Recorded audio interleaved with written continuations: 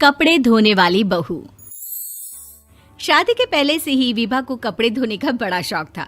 कभी नल के नीचे तो कभी तालाब के पास। अरे मेरी नीली वाली लुंगी नहीं दिख रही है।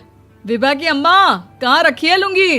अरे वो तो विभा ने परसों ही धोकर रखी थी आपकी अलमारी में, देखो वहीं होगी।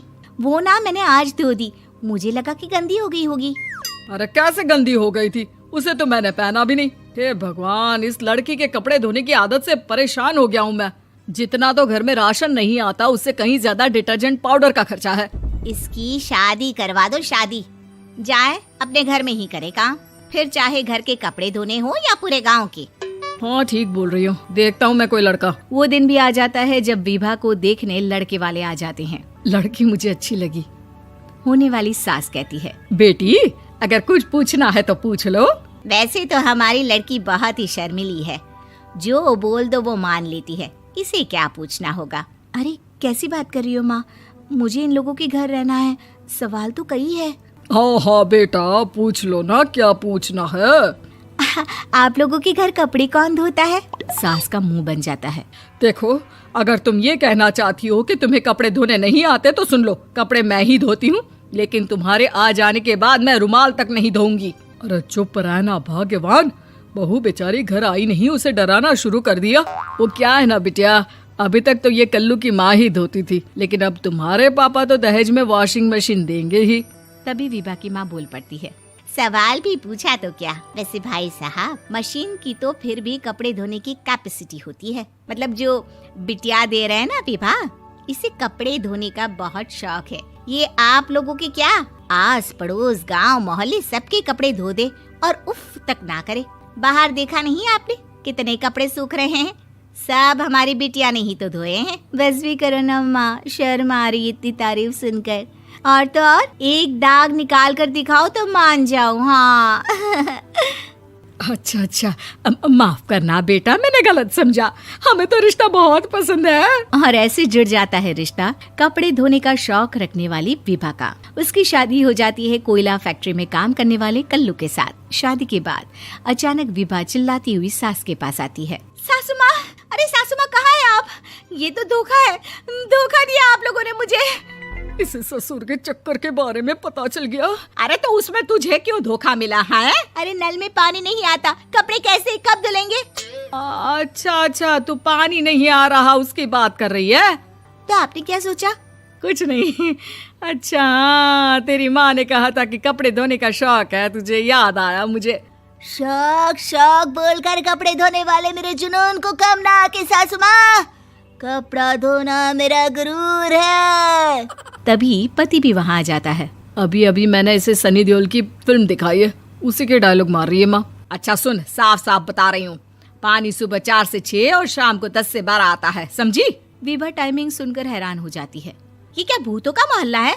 सुबह 4 बजे उठकर कौन कपड़े धोता है? 4 बजे टंकी में पानी जाता है, फिर सारा दिन धोना ना, किसने मना किया?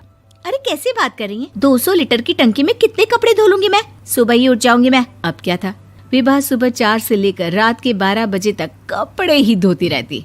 एक रोज सास पड़ोस से निकलकर कहीं जा रही होती है कि साथ वाली कहती है, हाँ कल्लू की माँ, जरा ये बताओ कि 2 साड़ी है, 2 ब्लाउज और एक पेटीकोट और एक नाड़े वाला लंबा कच्छा।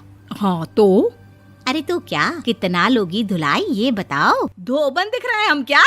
हमारे पति सरकारी नौकरी से अभी रिटायर हुए हैं और बेटा सुपरवाइजर है कोयला फैक्ट्री में।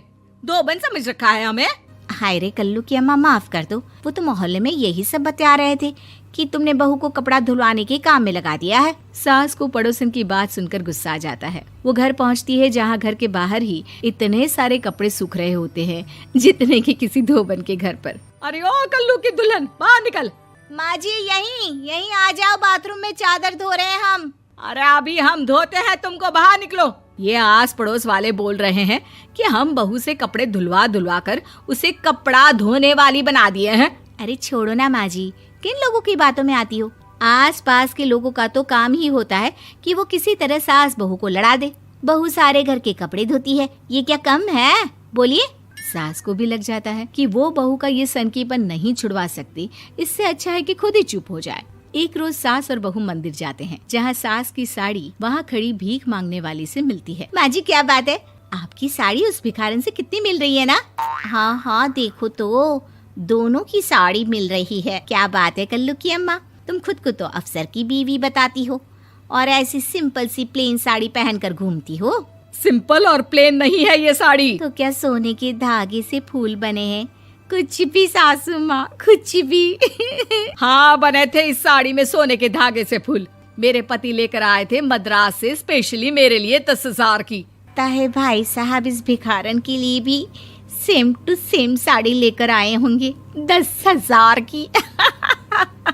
सास उस वक्त तो कुछ नहीं कहती, लेकिन बहू के साथ घर आती है और अलमारी से एल्बम निकाल कर लाती है। ये साड़ी देख रही है, ये वही साड़ी है जिसे मैंने अभी पहना था।